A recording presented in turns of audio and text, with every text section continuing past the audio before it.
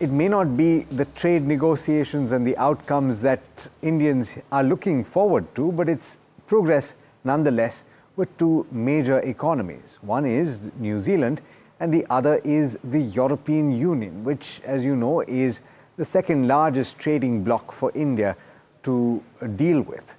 And there is significant progress that the Indian administration has made, as I said, with those two nations or those two blocs with regard to signing of free trade agreements.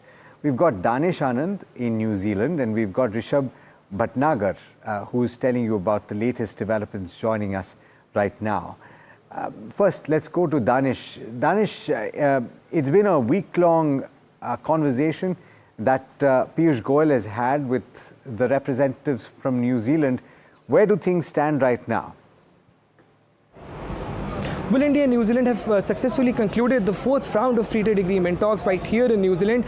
We saw Mr. Piyush Goyal, who is a Union Commerce Minister, visiting New Zealand and meeting Mr. Todd McClay, who is the Trade Minister for New Zealand. And both these sides have held intense discussions on various topics on how goods and services between both the countries can be improved further.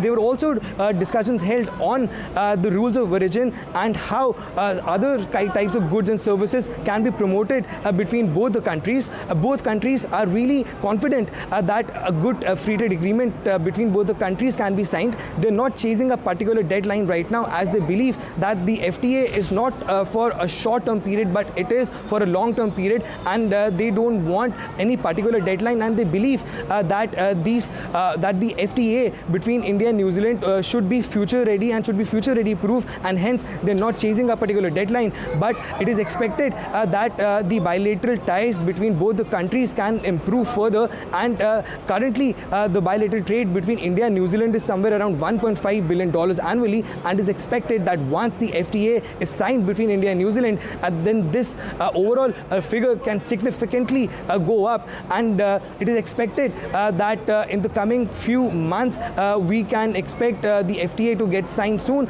And both the sides have also held discussions that how newer sectors like agriculture, education and services can get a major boost between both the countries. So all in all, if we see the fourth round of FTA talks between India and New Zealand were really successful, and next week Mr. Todd McClay, who is the Minister of Trade of New Zealand, he will be visiting India, and it is expected that there could be another round of talks, but there has been no confirmation from the government side yet. But Mr. Todd McClay will be visiting India for sure. So all in all, if we see India and New Zealand have held the fourth round of FTA talks, and they have called this really progressive, and they feel that both the countries are walking on the right path of signing a free trade agreement.